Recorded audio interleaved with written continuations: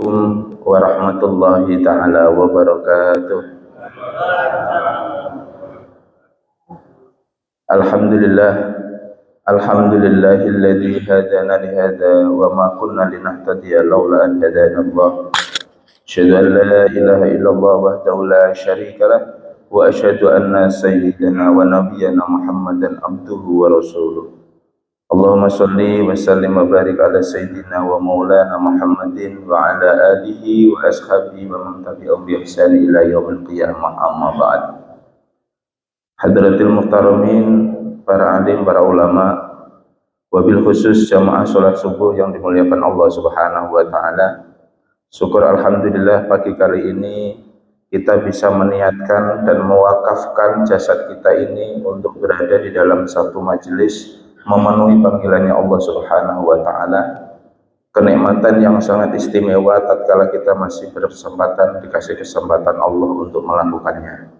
Sebelum kajian pagi kali ini, jadi pagi kali ini yang biasanya kajiannya tafsir Jalalain yang langsung dibawakan oleh beliau Pak Yai Mutahar, karena beliau ada undur lagi, ada tugas di NTB Pak, jadi beliau meminta untuk tidak kosong, jadi hari ini saya harus isi, cuman agar tidak putus perunutan bab dan keterangan yang diberikan oleh beliau di dalam tafsir Jalalain, maka saya mengambil pagi kali ini kajiannya tidak menyela di tafsir Jalalain.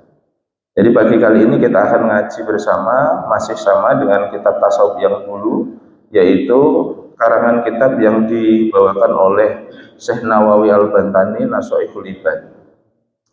Sebelum kita mulai kajian pagi kali ini, Bapak Ibu sekalian, marilah kita hadiah suratul Fatihah, wabil khusus kepada pengarang kitab ini, mu'allif hadzal kitab, beliau Syekh Nawawi Al-Bantani, khususnya kepada kedua orang tua kita, kepada guru-guru kita, kepada saudara-saudara kita, wabil khusus jamaah Masjid Ar-Raudhah yang telah mendahului kita, selawat kepada Allah Subhanahu wa taala. Mudah-mudahan dengan suratul Fatihah ini diberikan kelonggaran, diberikan rahmatnya Allah Subhanahu wa taala, diampuni segala dosa-dosanya dan diringankan di alam kuburnya. Liridhoillahi lahumul Fatihah. A'udzu billahi minasyaitonir rajim. Bismillahirrahmanirrahim. Alhamdulillahi rabbil alamin, arrahmanir rahim, maliki yaumiddin. Iyyaka na'budu wa iyyaka nasta'in. Ihdinas siratal mustaqim, siratal ladzina an'amta 'alaihim ghairil maghdubi 'alaihim waladdallin. Rabbi ighfirli wa liwalidayya wal mu'minina amin. Bismillahirrahmanirrahim. Wal maqalatul khamisata asyarata an Abi Bakrin Siddiq radhiyallahu an fi qaulihi ta'ala dhaharul fasada fil barri wal bahri. Qala ay Abu Bakrin fi tafsir dzalika al-bilu wal lisanu wal bahru wal qalbu fa idza fasada lisanu bisababil mathalan bukat alaihim nusu. Dari makalah yang ke-15 ini, jadi ini hadis yang ke-15 dari kitab Nashaihul Ibad, diriwayatkan dari Abu Bakar Siddiq radhiyallahu an menafsiri dalam kalamnya Allah, dalam firman-Nya Allah yang berbunyi dhaharul fasada fil barri wal bahri, bahwa telah nampak kerusakan di daratan dan di lautan. Dikatakan, ditafsiri oleh Abu Bakr Siddiq bahwa al-birru wal lisanu wal bahru wal qalbu. Jadi beliau Sayyidina Abu Bakr Siddiq itu menafsiri ayat ini Pak. Jadi di dalam Quran surat Ar-Rum itu ayat 41 disebutkan dhaharul fasada fil barri wal bahri bima kasaba aydin nas, al-ayat. Jadi telah nampak kerusakan di muka bumi ini diakibatkan oleh ulah tangan manusia. Nah, jadi ketika kita melihat alam ini, kemudian semua yang ada fasilitas yang diberikan Allah di alam ini rusak, itu kata Allah sebagian besar itu diakibatkan karena ulah keserakahan atas manusia yang tidak ingin merawat. Ya contoh kecil Pak, ya ada satu kasus yang tempo hari sempat viral, yang di Papua Raja Ampat misalnya, orang menambang yang sebegitu indah yang dijual ke berbagai negara turisnya itu, contoh misalnya Raja Ampat, alam yang bagus-bagus itu tiba-tiba ditambang yang tidak beretika. Nah ini contohnya. Jadi Allah itu sudah sempat menyindir bahwa manusia itu sesungguhnya berpotensi untuk melakukan itu. Tetapi Bapak sekalian, Abi Bakrin Siddiq selain maknawiyah, ya namanya itu dalam satu makna yang letterless, itu makna apa adanya logos, maka beliau Abu Bakar Siddiq itu menafsiri ayat ini itu dengan yang lebih dalam lagi. Jadi makna Allah menyebutkan dhaharul fasada fil barri wal bahri ditafsiri oleh Abu Bakar Siddiq itu bahwa al barru huwa lisanu. Jadi baru itu lisan, Pak. Daratan itu ditafsiri oleh Abu Bakar Siddiq sebagai daratan itu dibagi sebagai lisan. Wal bahru ditafsiri dengan qalbu. Jadi kalau lesan dan kolbu ini rusak, yang dalam daratannya rusak, lesannya, hatinya juga rusak, maka dia akan berpengaruh rusaknya segala macam ibadah maupun amaliyah kita terhadap yang nampak maupun yang nggak nampak. Nah, makanya apabila rusak, faida fasadal lisanu bisababil masalan, apabila lesannya rusak disebabkan caci maki, contohnya bukat alaihin nufusu, maka akan menangis atas rusaknya lesan itu manusia yang diakibatkan oleh rusaknya lesan. Contoh kecil, Pak. Ketika kita ngendikan bicara kepada seseorang, kemudian mencaci maki, memfitnah, kira-kira ada orang lain yang menangis nggak kira-kira atas lesan kita ini? Pasti, Pak. Satu minimal menimbulkan fitnah. Nah itu karena rusaknya apa yang ada di dalam lesan kita. Makanya dawuh Kanjeng Nabi dalam satu hadisnya, kalau kita berbicara maka sebaiknya berbicara yang baik. Jadi berbicaralah yang baik, kalau tidak bisa diam. Ya, falyaqul khairan aw liyasmut. Berbicara yang baik, kalau tidak bisa baik lebih baik diam. Nah ini adalah hadis Kanjeng Nabi ini, baginda Nabi memberikan sinyalemen bahwa lesan itu ya kemana-mana bisa menimbulkan berbagai kerusakan atas rusaknya lesan itu. Ai askhosu min bani Adam, jadi semua khusus ini, lesan ini khususnya anak keturunan Bani Adam. Wa idza fasadal qalbu, tapi apabila rusak kolbunya, hati kita itu rusak, birriyati masalan, sebab riak pamer contohnya, maka bukat alaihil malaika, maka yang menangis itu Pak atas rusaknya kolbu kita itu malaikat. Jadi malaikat ngadu sama Allah, ya Allah, hambamu yang ini ternyata hatinya itu rusak, virusnya luar biasa, sehingga rusaknya hatinya itu menimbulkan kerusakan amaliyahnya. Jadi artinya kalau kolbunya rusak, maka lesannya merembet, Pak. Kenapa? Karena ucapan itu biasanya muncul dari hati, dikembangkan lewat pikiran, keluar lewat lesan. Nah, kalau sudah seperti itu, kalau lesan kadangkala tidak berimplikasi pada sebuah tindakan, kadangkala hanya omongan bawah, tapi biasanya kalau rusak kolbunya implikasinya di amaliyah. Orang dendam, ya misalnya, atau hasud, tidak mungkin berhenti di tingkat hasudnya kolbu, tapi biasanya pasti dilakukan tindakan-tindakan lain, Pak. Kenapa? Orang hasud itu ketika dia melihat orang yang dihasuti, maka dia tidak puas hatinya ketika orang yang dihasuti itu belum celaka. Maka al-hasudu laisal maksud, orang hasud itu tidak akan pernah berhenti kecuali maksudnya itu tercapai, Pak.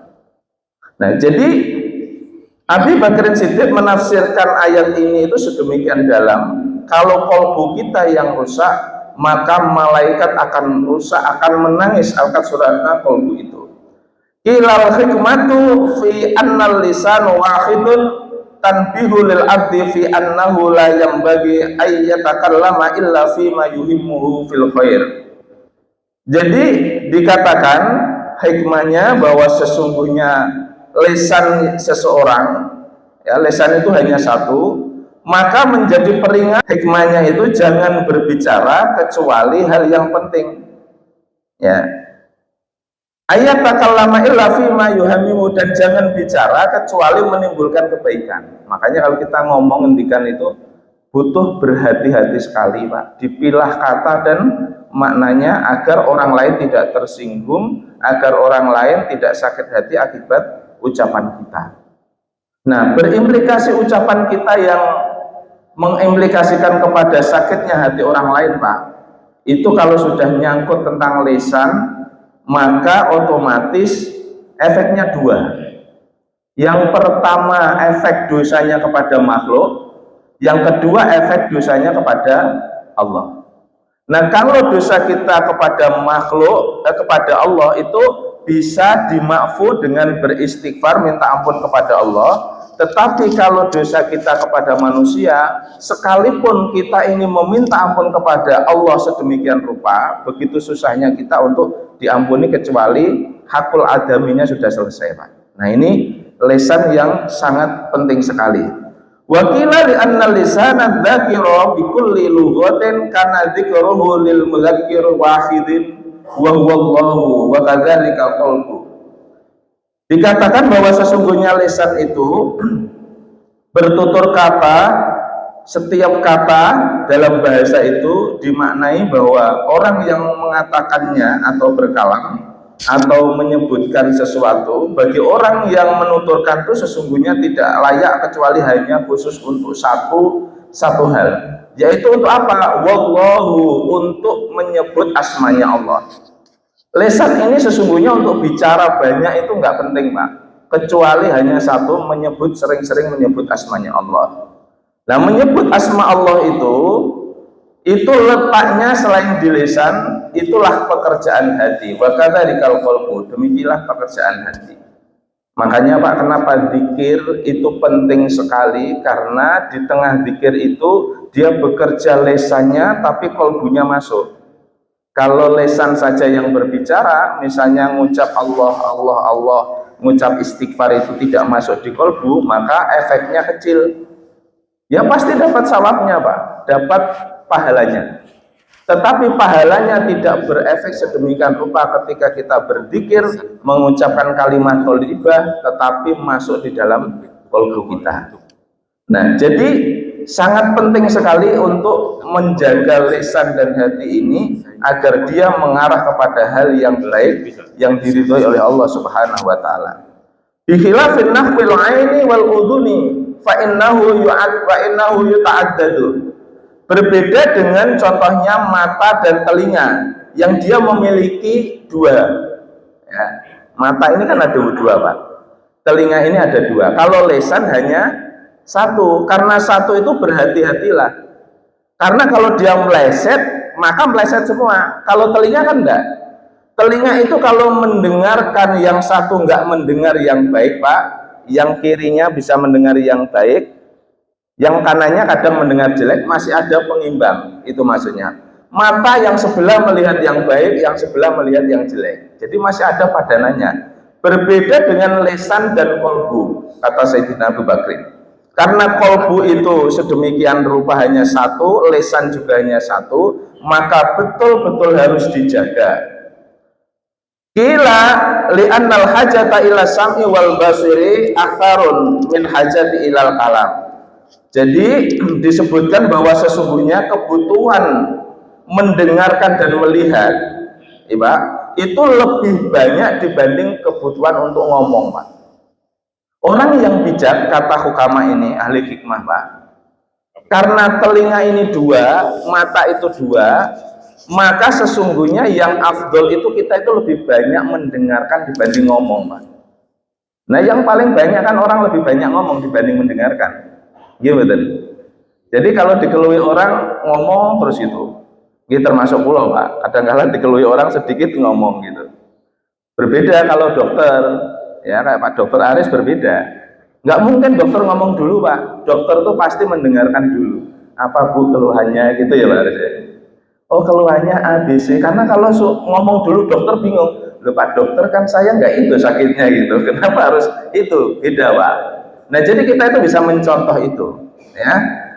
Wa inna sabahal qalba bil bahri lisaddati umkihi wattisa'ihi. Kenapa Sayyidina Abu Bakrin itu memberikan tafsir bahru wal bahru itu dengan lesan dan kolbu? Karena sesungguhnya disamakannya hati dengan lautan itu karena begitu dalamnya dan begitu luasnya, Pak. Kan siapa yang bisa mengukur lautan? Siapa yang bisa melihat luasnya lautan? Manusia itu mengukur dengan derajat perkiraan. Sama Pak kolbu kita. Tidak ada orang yang pas mengukur melihat kolbu kita kecuali hanya Allah Subhanahu wa Ta'ala. Makanya hati itu disebut dengan hati. Ya, makanya kalau memberikan peringatan selalu hati-hati, bukan akal-akal. Hati-hati rawan kecelakaan. Hati-hati waspada banyak penyakit. Hati-hati selalu yang ditekankan itu hati. Karena hati itu maha luas dan maha dalam, maka sesungguhnya dia itu akan berimplikasi yang sangat istimewa sebagaimana yang disabdakan oleh baginda Nabi bahwa sesungguhnya manusia ini inna fil jasadi mudghatan. Idza soluhat jasadu kulluhu wa idza fasadat jasadu kulluhu. Di dalam tubuh kita itu ada satu segumpal darah. Apabila dia baik, maka akan baik semua amaliannya. Tapi apabila dia rusak, maka akan rusak semua amalnya. Nah, itu wa huwa qalb, yaitu hati. Nah, jadi Pak, merawat hati itu butuh hati-hati karena hati sangat memberikan kehati-hatian kepada pemilik hati. Paham Pak? Merawat hati itu harus hati-hati. Jadi harus hati-hati Pak, dipinceti sidik-sidik hati ini berpenyakit atau enggak. Saya kok ngerasain begini, kira-kira perasaan saya ini itu menyimpang atau tidak gitu kan. Apakah kira-kira kalau hati ini saya rawat dengan begini ini nanti menjadi hati yang bersih atau tidak. Nah itu hati-hati sekali. Maka orang yang kira-kira sering memperhatikan hatinya, fa insya Allah akan mulai sukses di dalam kehidupannya. Jadi kata Sayyidina Muhammad Sallallahu Alaihi Wasallam, orang yang pandai merawat hati, ketika hati itu sering dirawat, diobati, maka akan memiliki kesuksesan di dalam hidupnya, baik di dunia maupun di akhirat. Maka kita itu nggak bisa lihat wujudnya manusia itu hanya dari fisiknya, Pak. Nggak bisa. Contoh kecil, ya kita bicara penyakit riya, pamer, penyakit ujub, ngomong-ngomongi. Kan kadang-kala nggak bisa dinilai dari orang, Pak. Yang paling tahu itu hanya dirinya dan Allah. Contoh kecil, ya sekarang ini zamannya medsos. Orang melakukan amal, bagi-bagi duit kemana-mana, disyuting terus Pak, dilihatin gitu kan. Kan secara dohiri ya, secara fikih kita ngomongin berarti ini pamer. Ria itu Pak, nunjukkan dulu A, B, C, D ini loh amalku gitu. Tapi secara ilmu tasawuf, belum tentu yang dilakukan itu ria. Nah itu bedanya Pak. Kalau begitu bagaimana? Yang bisa mengerti dia ria atau tidak bukan orang lain. Dokternya itu tidak ada yang lain Pak. Dokternya itu dirinya sendiri sama Allah Subhanahu wa Ta'ala. Jadi sekalipun dipamerkan begini, dilihatkan ke orang banyak, siapa tahu niatan dia itu untuk menunjukkan kebaikan agar orang lain mengikuti kebaikan itu Pak. Kan kita nggak ngerti. Makanya hati itu tidak bisa dinilai oleh orang lain kecuali diri kita sendiri. Yang berikutnya, makalah yang ke-16, al-maqalatus sadisatu asyarata, qila inna syahwata tusirul mulki abidan. Dikatakan bahwa sesungguhnya syahwat itu menjadikan raja-raja itu menjadi hamba sahaya. Kenapa demikian? Wasabru yusayyirul abdi mulukan, dan menjadikan kesabarannya seorang hamba itu menjadi raja. Jadi Pak, ketika orang itu mengikuti hawa nafsu, maka orang yang seperti apapun bentuknya raja itu akan jadi budak Pak. Ya, kenapa kok demikian? Karena sesungguhnya syahwat, ya, sesungguhnya syahwat yang dipraktekkan tadi itu, ya, fa inna man ahabba syai'an fa huwa abduhu. Karena sesungguhnya siapapun yang mencintai sesuatu, maka dia itu menjadi budak atas yang dicintainya itu. Contoh Pak, kita ini mencintai mobil kita, maka sesungguhnya kita ini jadi budak mobil kita. Tidak percaya? Dohiriannya buktikan. Nek duwe mobil kira-kira ben kinclong terus, kira-kira dirawat nggak? Kadang dikisi, kadang kehujanan dibersihkan, kadang ketika mau dicuri orang dikunci. Jadi sedemikian pula dirawat. Sementara dengan diri kita belum tentu, Pak. Jadi kita sesungguhnya sedang menjadi hamba sahaya dari apa yang sedang kita cintai itu. Sama Pak, ketika kita cintanya melekat melebihi batas terhadap anak kita, ya bukan diniatkan untuk titipannya Allah, biasanya kemelekatan itu senantiasa mempengaruhi atas kebudaan di dalam kalbu kita. Tidak percaya Pak, banyak orang tua yang seringkali karena anaknya, karena sayangnya cintanya terhadap anak, apapun dituruti, gitu. Yang akhirnya banyak anak pun terjerumus terhadap hal yang negatif karena dituruti terus itu. Nah, makanya disebutkan barang siapa yang mencintai sesuatu karena syahwat, maka walaupun raja bisa menjadi budak. Nah, karena sesungguhnya mencintai sesuatu itu, dia akan menjadi budaknya sesuatu yang dia cintai. Tapi sebaliknya hadisnya Kanjeng Nabi, wasabra yusayyirul abidi mulukan. Begitu orang yang sabar, ya, akan menjadikan seorang budak pun menjadi raja. Kenapa demikian? Li'annal abda bisabrihi yanalu ma yuridu. Karena dengan seorang hamba yang bisa sabar itu, maka akan bisa mencapai segala sesuatu yang dia inginkan, Pak. Makanya kesabaran itu penting. Innallaha ma'as-sabirin. Allah itu senantiasa itu bersama dengan orang-orang yang sabar. Karena biasanya Pak, kajian secara psikologis itu, orang yang sabar itu pasti tenang. Nah, ketenangan itu akan memacu gelombang otak itu masuknya di alfa, bukan di beta. Beta itu Pak, itu ngermunyung terus, kerja terus otak itu Pak. Sehingga ketika dikerjakan terus itu, gelombang head-to-head-nya itu sampai dengan 35 head-to-head, maka dia akan keluar hormon yang disebut dengan hormon kortisol. Hormon kortisol itu hormon yang memacu orang yang memilikinya itu, yang mikir tadi itu menjadi racun Pak. Sehingga nyetel hati biasanya gelisah. Mulai nek jenengan sering stres, sering mikir ke sampai galonya luar biasa, batinnya biasanya mboten tenang. Nggih mboten? Tapi ketika masuk gelombang otak diturunkan masuk di alfa, ya, alfa itu gelombang head-to-head-nya hanya sampai 13 Pak. Jadi pelan gitu. Maka dalam kajian gelombang otak itu dia akan keluar hormon yang disebut dengan hormon endorfin. Hormon endorfin itu hormon yang membuat pemiliknya itu menjadi tenang, menjadi bahagia, Pak. Nah, orang-orang di luaran yang tidak bisa memproduksi hormon endorfin tadi, karena sesungguhnya Allah sudah kasih alat toolnya yang istimewa itu, begitu orang bisa mengolah itu, maka sinyalemen obatnya dari Allah yang disebut hormon endorfin itu bisa keluar, Pak. Ya, dengan tenang, dengan zikir, dengan ditenangkan, tarik nafas dalam, nafas syukurnya Allah, alhamdulillah. Ketika panik itu 1, 2, sampai 5 menit turun itu menjadi gelombang otaknya alfa. Nah, di luaran orang-orang yang tidak punya pengertian itu seringkali singkat Pak. Makanya dia pakai narkoba, dia pakai zat adiktif. Untuk apa? Untuk merangsang ini agar dia itu dipacu keluar hormon endorfinnya. Nah, sehingga orang itu bahasanya ketika sudah itu ngeflay Pak.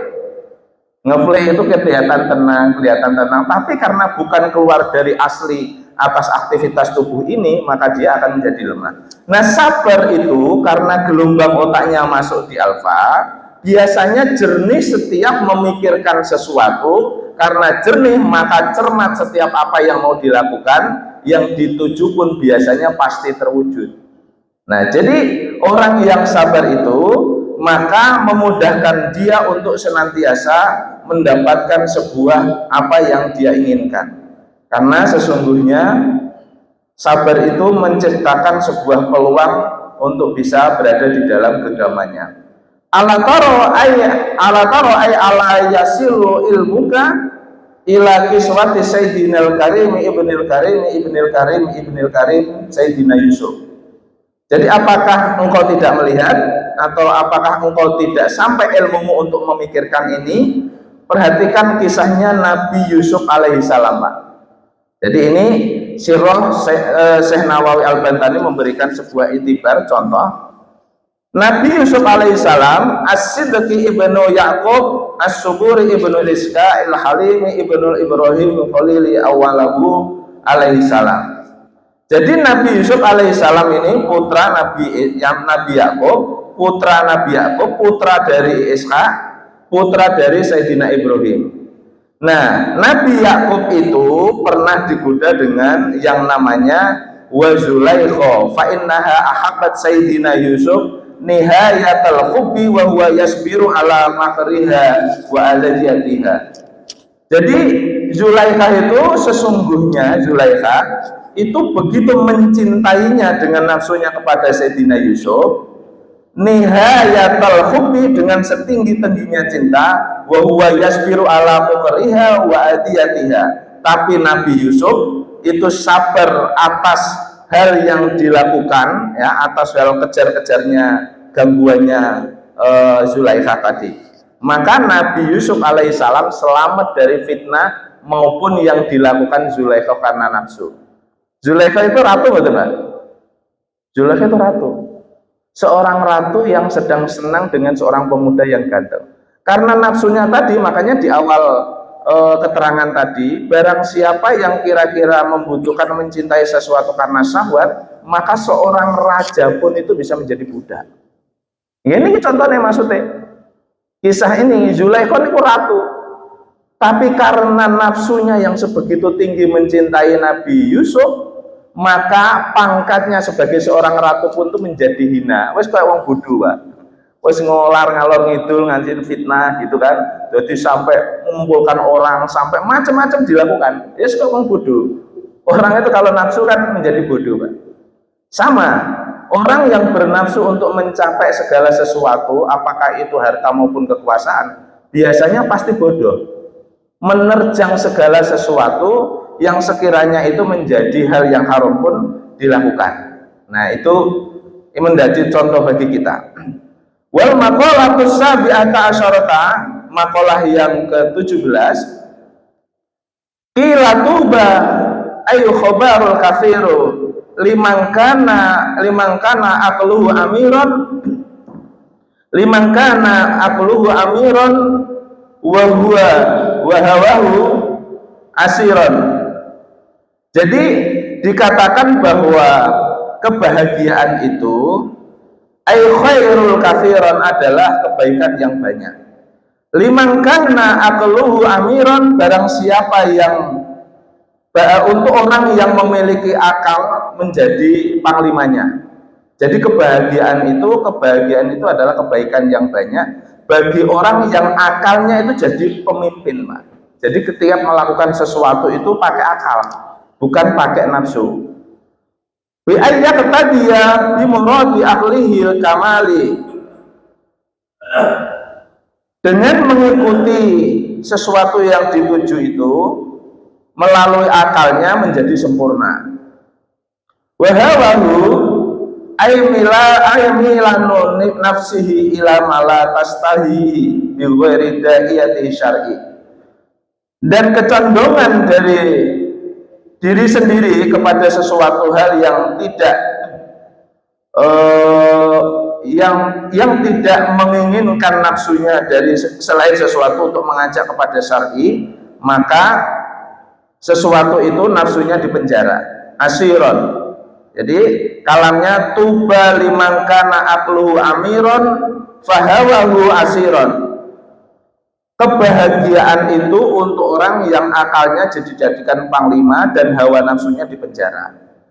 Sementara kebalikannya, wailun liman kana hawahu amiron. Nah, orang yang celaka itu yang hawa nafsunya dijadikan panglima. Ini sebaliknya, Pak. Wa aqluhu asiron, dan akalnya dipenjara. Jadi nggak mau pakai akalnya, tapi nafsunya yang dikedepankan. Nah, itu menjadi celaka. Kenapa demikian? Karena sesungguhnya hal yang demikian itu menjerumuskan pemilik akal ini menjadi tambah bodoh karena tidak menggunakan akalnya itu kepada hal yang baik. Jadi di penjara halakun syadidun. Jadi celaka itu maksudnya adalah kecelakaan yang begitu besar sekali, bi anna arsalaha ila mustatayatiha. Karena dia mengutus nafsunya itu untuk ke arah kesenangan. Jadi orang yang menggunakan akalnya lebih gede dibanding nafsunya, orang yang bahagia sesungguhnya. Tapi sebaliknya orang yang menggunakan nafsunya, ya kemudian akalnya dipenjara, itulah orang-orang yang celaka. Maka Pak Nyon Sewu, contoh kecil ya, ketika ada orang yang tertangkap karena korupsi, ya di OTT misalnya ya, itu kan karena akalnya hilang Pak, yang ada nafsunya, betul nggak? Sepangkat beliau misalnya ini menjadi pejabat gitu, tiba-tiba di OTT, itu kan nafsunya dulu ketimbang akalnya. Jadi akalnya di penjara, enggak ada apa-apa, paling nggak ketangkep gitu. Tapi begitu ketangkep Pak, dia langsung rame, langsung nangis gitu kan. Jadi nafsu itu menjerumuskan pemiliknya, dia baru sadar setelah celakanya.